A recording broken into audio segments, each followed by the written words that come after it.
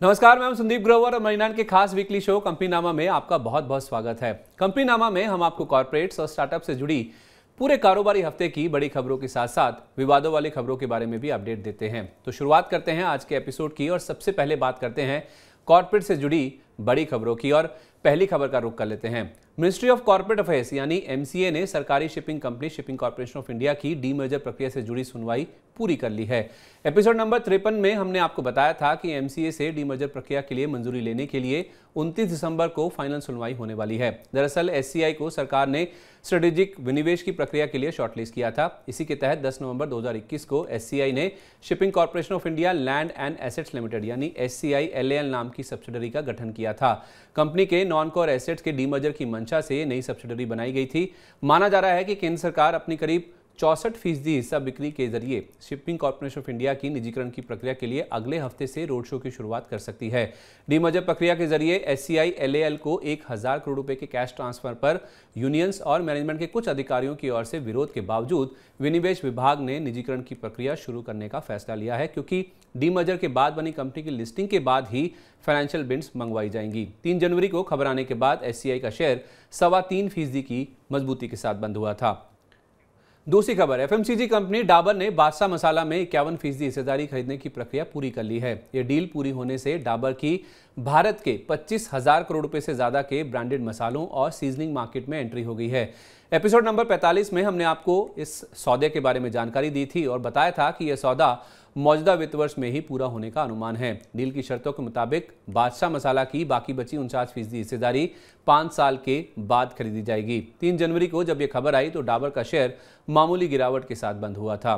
तीसरी खबर का रुख कर लेते हैं। देश की सबसे मूल्यवान कंपनी रिलायंस इंडस्ट्रीज यानी RIL को लेकर इस हफ्ते 2 खबरें आई हैं। पहला ये कि subsidiary company Reliance strategic business ventures यानी RSBVL ने अपनी विदेशी सब्सिडरी कंपनियों में $1.12 करोड़ या 93 करोड़ रुपए का पूंजी निवेश किया है। इन विदेशी सब्सिडरी कंपनियों के पास दक्षिण अफ्रीका और UAE की T20 क्रिकेट लीग्स की फ्रेंचाइजीज का मालिकाना अधिकार है। 3 जनवरी को RIL का शेयर करीब 0.25% गिरकर बंद हुआ था। और दूसरी खबर यह है कि रिलायंस रिटेल वेंचर्स की subsidiary Reliance consumer products limited यानी RCPL गुजरात की सोसे हजूरी बेवरेजेस में 50% हिस्सेदारी खरीदेगी। इससे पहले अक्टूबर 2022 में कंपनी ने आइकॉनिक ब्रांड कैंपा को भी खरीदा था। इस हिस्सा खरीद के जरिए रिलायंस रिटेल की बेवरेज सेगमेंट यानी पेय पदार्थों से जुड़े अपने पोर्टफोलियो को मजबूत करने की मंशा है। 4 जनवरी को RIL का शेयर करीब 1.5% की गिरावट के साथ बंद हुआ था। अगली खबर, टोरेंट पावर की रीन्यू एनर्जी ग्लोबल PLC से 1100 मेगावाट के क्लीन पावर प्रोजेक्ट खरीदने के लिए बातचीत जारी है। यह सौदा करीब $1.2 अरब में हो सकता है। अहमदाबाद की टोरेंट पावर ने 350 मेगावाट के सोलर और 750 मेगावाट के विंड पावर एसेट्स के लिए नॉन बाइंडिंग ऑफर यानी NBO जमा किया है। इस सौदे की इक्विटी वैल्यू करीब $450 मिलियन की है और वैल्यूएशन को लेकर दोनों ग्रुप्स की चर्चा अभी भी जारी है। टोरेंट पावर बिजली उत्पादन, ट्रांसमिशन, डिस्ट्रीब्यूशन में मौजूदगी के साथ साथ भारत की सबसे बड़ी इंटीग्रेटेड पावर यूटिलिटीज में से एक है। रिन्यू पावर की स्थापना 2011 में सुमन सिन्हा ने की थी। 2 जनवरी को टोरेंट पावर का शेयर करीब 1.5% की मजबूती के साथ बंद हुआ था। 5वीं खबर, देश की सबसे बड़ी कमोडिटी एक्सचेंज चलाने वाली कंपनी मल्टी कमोडिटी एक्सचेंज यानी MCX ने अपना मौजूदा वेंडर 63 मूव्स के साथ सर्विसेज सपोर्ट कॉन्ट्रैक्ट को अगले 6 महीने के लिए एक्सटेंड करने की घोषणा की है। 31 दिसंबर 2022 को खत्म हुए इस करार को कंपनी TCS के साथ करने की योजना बना रही थी, पर अब यह फैसला 6 महीने के लिए टल गया है। इससे पहले 1 अक्टूबर 2022 से भी इस कॉन्ट्रैक्ट को 3 महीने के लिए एक्सटेंड कर दिया गया था। ब्रोकरेज फर्म ICICI सिक्योरिटीज के मुताबिक 63 मूव्स के साथ सर्विसेज कॉन्ट्रैक्ट का एक्सटेंशन निराशाजनक है, क्योंकि ज्यादा खर्च होने से इससे कंपनी के नतीजों पर असर होगा। ICICI सिक्योरिटीज ने शेयर की रेटिंग खरीदने से ऐड और लक्ष्य 1795 रुपए से घटाकर 1669 रुपए कर दिया है। 2 जनवरी को MCX का शेयर करीब 6.5% की गिरावट और 63 मूव्स का शेयर करीब 4.5% की मजबूती के साथ बंद हुआ था। अगली खबर, सज्जन जिंदल की अगुवाई वाला JSW ग्रुप EV सेक्टर में जोरदार दस्तक देने की तैयारी में है। ग्रुप के chief financing officer Seshagiri Rao के मुताबिक ग्रुप 4 व्हीलर मैन्युफैक्चर करने पर विचार कर रहा है। हालांकि मैन्युफैक्चरिंग लोकेशन तय करना बाकी है। आपको बता दें कि JSW स्टील तमिलनाडु के सलेम स्टील प्लांट में हर साल 10 लाख टन स्टील का उत्पादन करती है। कंपनी यहां ऑटो ग्रेड स्टील का निर्माण और EV समेत अन्य ऑटोमोबाइल कंपनी को हाई क्वालिटी स्टील की सप्लाई करती है। 2 जनवरी को JSW स्टील का शेयर करीब 1% और JSW होल्डिंग्स का शेयर करीब 2% की बढ़त के साथ बंद हुआ था। 7वीं खबर, दिग्गज metal and mining company Vedanta की सब्सिडरी हिंदुस्तान जिंक लिमिटेड यानी HZL फर्टिलाइजर के क्षेत्र में एंट्री करने जा रही है। कंपनी राजस्थान के जिला चित्तौड़गढ़ के चंदेरिया में सालाना 5 लाख टन क्षमता का फर्टिलाइजर मैन्युफैक्चरिंग प्लांट स्थापित करेगी। इस कारोबार के लिए सितंबर 2022 में हिंदुस्तान जिंक फर्टिलाइजर्स नाम की सब्सिडरी कंपनी का गठन भी किया गया था। अगले 2 सालों में बनकर तैयार होने वाले इस प्लांट में मुख्य रूप से फॉस्फेटिक फर्टिलाइजर्स का उत्पादन होगा। HZL इस प्लांट में करीब 2500 करोड़ रुपए का निवेश करेगी, जिसमें रोस्टर प्लांट भी शामिल है। कंपनी के स्मेल्टर से ये फर्टिलाइजर प्लांट 60 से 70% कच्चे माल की आपूर्ति करेगा।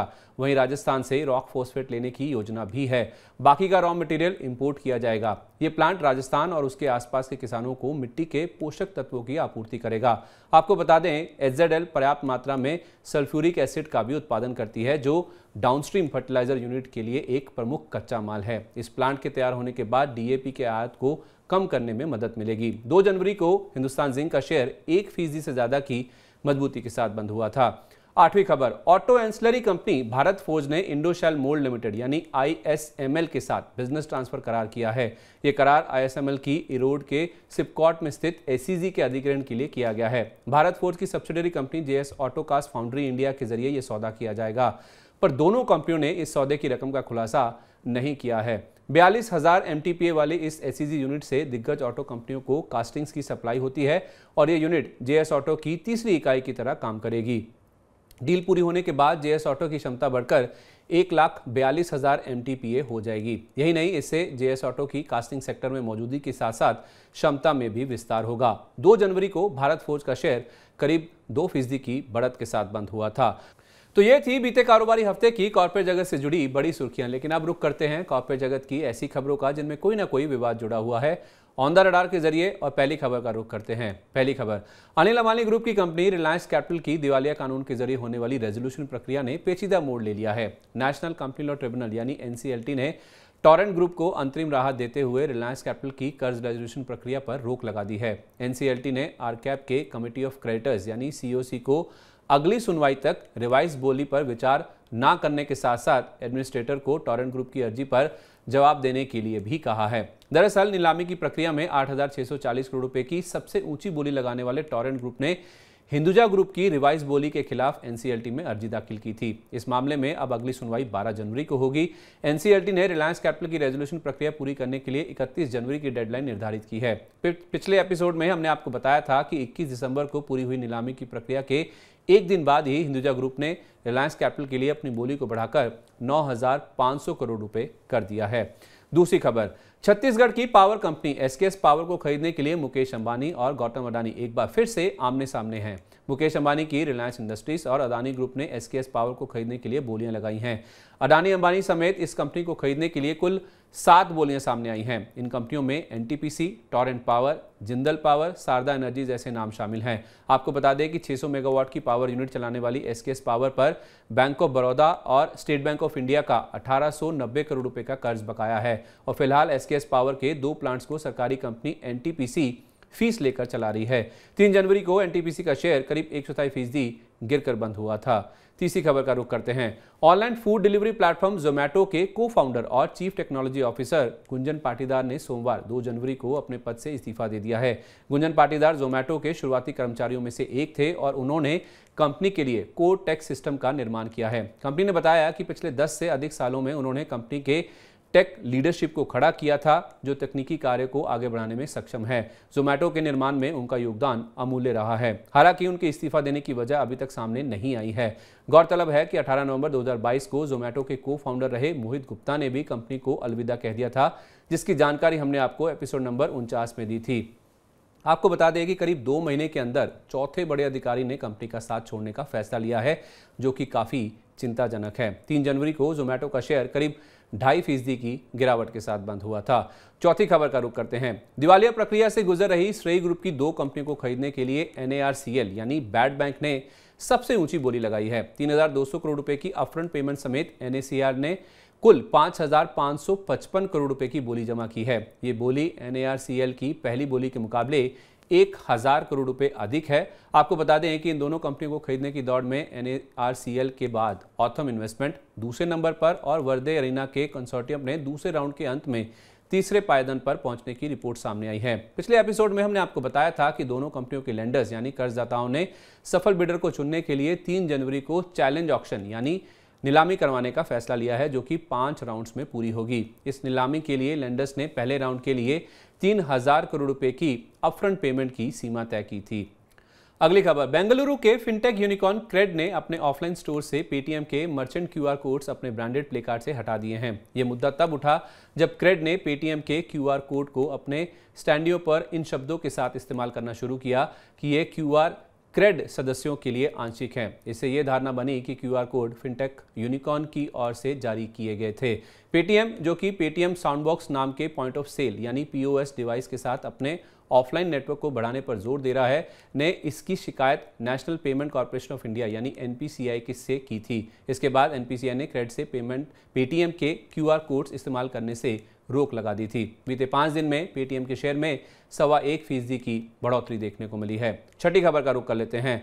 इंडियन परफॉर्मिंग राइट्स सोसाइटी यानी आईपीआरएस लिमिटेड ने जी एंटरटेनमेंट के खिलाफ एनसीएलटी में दिवालिया प्रक्रिया शुरू करने की अर्जी दी है। इस अर्जी में 211.41 करोड़ रुपए के डिफॉल्ट का दावा किया गया है। आपको बता दें कि आईपीआरएस जी एंटरटेनमेंट का एक ऑपरेशनल क्रेडिटर है और किसी ऑपरेशनल क्रेडिटर की ओर से दिवालिया प्रक्रिया शुरू करने की मांग से जुड़ा मामला बहुत कम सुनने में आता है। हालांकि जी एंटरटेनमेंट ने इस दावे को खारिज करते हुए कहा कि हम इस मामले में अपना जवाब दाखिल करेंगे। जी एंटरटेनमेंट ने यह भी कहा कि दावा की गई रकम को लेकर दोनों पार्टियों के बीच पहले से ही विवाद चल रहा है। आईपीआरएस की अर्जी में कंपनी के खिलाफ साहित्यिक व संगीत कार्यों के उपयोग को लेकर 211 करोड़ रुपए के डिफॉल्ट का जिक्र किया गया है, पर जी एंटरटेनमेंट ने कहा कि दावा दिल्ली हाईकोर्ट के रॉयल्टी भुगतान की व्याख्या के हिसाब से नहीं है, इसलिए दावा की गई राशि देय नहीं है। 3 जनवरी को जी एंटरटेनमेंट का शेयर 1.5% की गिरावट के साथ बंद हुआ था। 7वीं खबर, एनएआरसीएल यानी बैड बैंक की वीओवीएल के कर्ज के लिए अपने ऑफर को बढ़ाकर 1200 करोड़ रुपए करने की योजना है। इससे पहले नवंबर 2022 में एनएआरसीएल ने वीओवीएल के लिए 860 करोड़ रुपए का ऑफर दिया था। बाकी बिडर्स के मुकाबले बोली की रकम काफी कम होने के चलते वीओवीएल के लेंडर्स ने एनएआरसीएल को अपना ऑफर सुधारने के लिए कहा था। आपको बता दें कि वीओवीएल दिवालिया वीडियोकॉन इंडस्ट्रीज की तेल गैस एक्सप्लोरेशन से जुड़ी सहयोगी कंपनी है।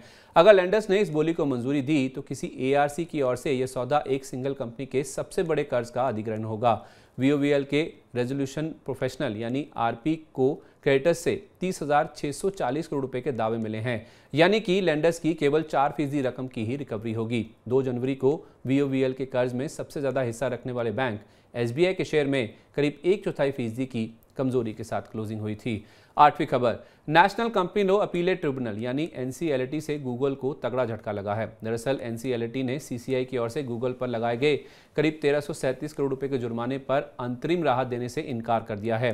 हालांकि एनसीएलटी ने गूगल की सीसीआई के फैसले के खिलाफ चुनौती की अर्जी को तो स्वीकार कर लिया है, पर इसे साथ ही जुर्माने की 10% राशि जमा करने के लिए भी कहा है। अक्टूबर 2021 में सीसीआई ने गूगल पर एंड्रॉयड स्मार्टफोन ऑपरेटिंग सिस्टम में अपनी दबदबे की स्थिति के दुरुपयोग के चलते जुर्माना लगाया था और इस फैसले के खिलाफ गूगल ने एनसीएलटी में याचिका दाखिल की थी।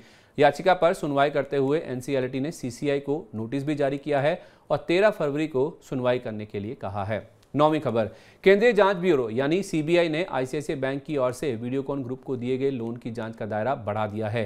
सीबीआई ने 2013 से 2016 के दौरान आईसीआईसीआई बैंक की ओर से दिए गए 10 अन्य लोन्स की भी जानकारी मांगी है। इन 10 में से 4 लोन को तब सैंक्शन किया गया था जब चंदा कोचर बैंक की एमडी और सीईओ थीं। दरअसल सीबीआई का ऐसा मानना है कि जून 2009 और अक्टूबर 2011 के दौरान आईसीआईसीआई बैंक ने वीडियोकॉन ग्रुप की 6 कंपनियों को 1875 करोड़ रुपए के लोन दिए थे और इन्हीं लोन्स की एवज में चंदा कोचर के पति दीपक कोचर की न्यू पावर रिन्यूएबल्स को 64 करोड़ रुपए का लोन और 2016 में साउथ मुंबई में 5.25 करोड़ रुपए की कीमत वाला फ्लैट सिर्फ 11 लाख रुपए में दिया गया था। 10वीं खबर, कर्ज में फंसी टेलीकॉम कंपनी वोडाफोन आइडिया के लिए कहीं से कोई राहत की खबर नहीं आ रही है। दरअसल केंद्र सरकार ने यह साफ कर दिया है कि वो एजीआर की बकाया राशि के ब्याज को इक्विटी में तब्दील करने की डील तब तक नहीं कर सकती जब तक कंपनी के प्रमोटर्स की तरफ से कंपनी में जरूरत लायक पैसा नहीं लगाया जाता। अंग्रेजी समाचार पत्र इकोनॉमिक टाइम्स ने सरकारी अधिकारियों के हवाले से ये रिपोर्ट दी है। रिपोर्ट में कहा गया है कि कंपनी को 40 से 45 हजार करोड़ रुपए की जरूरत है, पर कंपनी के प्रमोटर्स यानी यूके की वोडाफोन पीएलसी और आदित्य बिरला ग्रुप कामकाज चलाने के लिए केवल 2 से 3 हजार करोड़ रुपए देने के लिए ही तैयार हैं। 5 जनवरी को वोडाफोन आइडिया का शेयर करीब 1.25% की मजबूती के साथ बंद हुआ था। चलिए, तो ये थी कॉर्पोरेट जगत से जुड़ी इस हफ्ते की तमाम बड़ी खबरें। आइए अब बात करते हैं स्टार्टअप स्पेस की, स्टार्टअप अपडेट में, और पहली खबर की ओर बढ़ते हैं। टेक स्टार्टअप कंपनियों के कारोबारी मॉडल पर एक बार फिर से सवाल उठने लगे हैं। ऐसा इसलिए क्योंकि टेक स्टार्टअप की आय तो बढ़ रही है, लेकिन इसके साथ साथ घाटे में भी तेज बढ़ोतरी हो रही है। Online food delivery company Swiggy ने इस हफ्ते वित्त वर्ष 2021-22 के लिए अपने नतीजे जारी किए हैं। वित्त वर्ष 2021-22 में कंपनी की आय करीब 2.25 गुना बढ़कर 5,705 करोड़ रुपए रही है, लेकिन इस दौरान कंपनी का घाटा 1,617 करोड़ रुपए से 2 गुना से ज्यादा बढ़कर 3,629 करोड़ रुपए तक पहुंच गया है। घाटा बढ़ने के पीछे कंपनी के खर्चों में तेज बढ़ोतरी को वजह माना जा रहा है। वित्त वर्ष 2021-22 के दौरान कंपनी के कुल खर्च 4,139 करोड़ रुपए से 2.3 गुना बढ़कर 9,574 करोड़ रुपए पर पहुंच गए हैं। दूसरी खबर की ओर बढ़ते हैं। वित्त वर्ष 2022 में ई कॉमर्स प्लेटफॉर्म मीशो का हाल भी स्विगी की तरह ही रहा है। वित्त वर्ष 2021-22 में मीशो की आय 4.1 गुना बढ़कर 3,252 करोड़ रुपए रही है, लेकिन इस दौरान कंपनी का घाटा 499 करोड़ रुपए से 6.5 गुना बढ़कर 3,248 करोड़ रुपए तक पहुंच गया है। मीशो का घाटा बढ़ने के पीछे भी खर्चों में तेज बढ़ोतरी का ही बड़ा हाथ है। वित्त वर्ष 2021-22 के दौरान कंपनी के कुल खर्च 1,337 करोड़ रुपए से 4.9 गुना बढ़कर 6,607 करोड़ रुपए पर पहुंच गए हैं। तीसरी खबर, कई दिग्गज टेक कंपनियों के बड़े अधिकारियों के निकलने का सिलसिला बना हुआ है। अब फिनटेक कंपनी भारत पे के सीईओ सोहेल समीर ने अपने पद से इस्तीफा दे दिया है। भारत पे की ओर से जारी बयान के मुताबिक समीर 7 जनवरी 2023 से स्ट्रेटेजिक सलाहकार के रूप में कंपनी को अपनी सेवाएं देंगे। हालांकि इस बयान में समीर के इस्तीफे की वजह नहीं बताई गई है। समीर का भारत पे के एक्स फाउंडर अश्नीर ग्रोवर के साथ विवाद हुआ था, जिन्होंने ही समीर की भर्ती की थी। आपको बता दें कि कंपनी के सीएफओ नलिन नेगी को अंतरिम सीईओ नियुक्त किया गया है। कथित वित्तीय हेराफेरी के आरोप लगने और अश्नीर ग्रोवर के कंपनी से बाहर होने के बाद से भारत पे की कमान समीर ने ही संभाल रखी थी। हाल के महीनों में इस कंपनी से कई सीनियर अधिकारियों ने इस्तीफे दिए हैं, जिनमें chief technology officer Vijay Agrawal, PostPe के head Nehul Malhotra, chief product officer Rajat Jain, VP technology Geetanshu Singla भी शामिल हैं।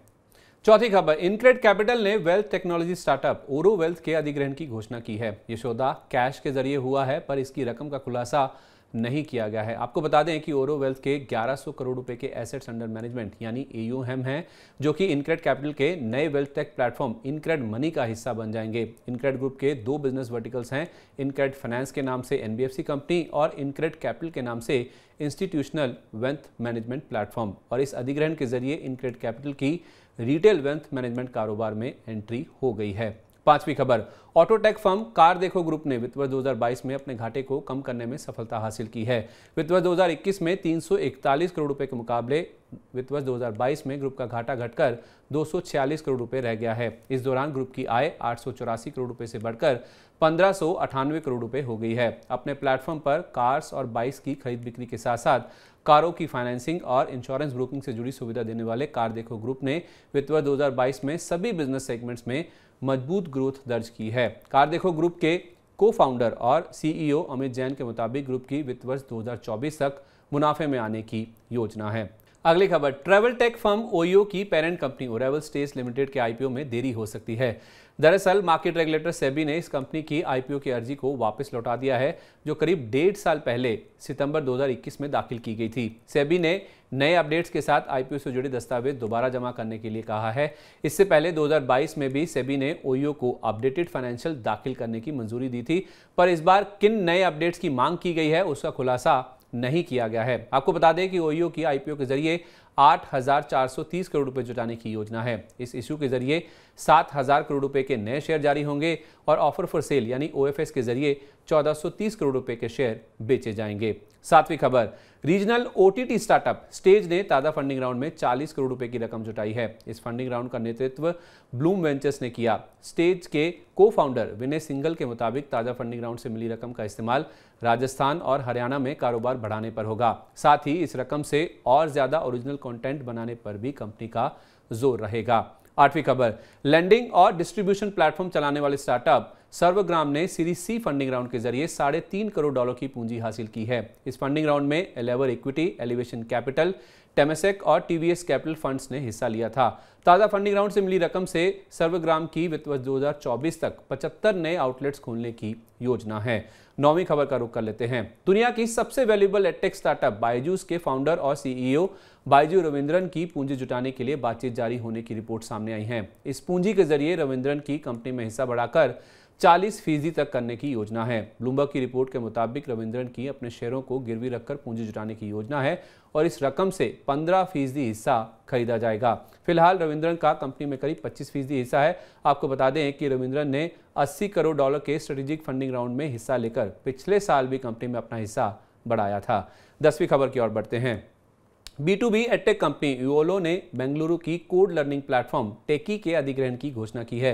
दोनों कंपनियों के बीच स्टॉक यानी शेयरों के जरिए सौदा हुआ है, जिसमें टेकी के दोनों फाउंडर्स नमन मुकुंद और आनंद वर्मा के लिए कैश कंपोनेंट भी शामिल है। 3 साल में बेचे जा सकने वाले इक्विटी शेयरों के साथ साथ इस डील में प्रदर्शन से जुड़े प्रोत्साहन यानी परफॉर्मेंस लिंक इंसेंटिव भी शामिल है। डील की रकम का खुलासा तो नहीं किया गया, पर इस सेक्टर में 2022 के कुछ बड़े M&A की बात करें तो बायजूस ने ग्रेट लर्निंग के जरिए $10 करोड़ में नॉर्थ वेस्ट एग्जीक्यूटिव लर्निंग का अधिग्रहण किया था। 11वीं खबर। यूएस की रिटेल जायंट वॉलमार्ट और फोनपे के अन्य शेयरधारकों को करीब $1 अरब के टैक्स का भुगतान करना पड़ेगा। ऐसा इसलिए क्योंकि फोनपे ने अपना हेडक्वार्टर सिंगापुर से भारत में शिफ्ट कर दिया है। यही नहीं, वॉलमार्ट की फोनपे में हिस्सेदारी की वैल्यू में भी इजाफा हुआ है। फ्लिपकार्ट से अलग होने के बाद PhonePe general Atlantic, Qatar investment authority और अन्य निवेशकों से $12 अरब के वैल्यूएशन पर रकम जुटा रही है। नए निवेशकों ने नई कीमत पर शेयर खरीदे हैं, जिससे फोनपे के मौजूदा शेयरधारकों के लिए करीब 8,000 करोड़ रुपए की टैक्स देनदारी निकल रही है।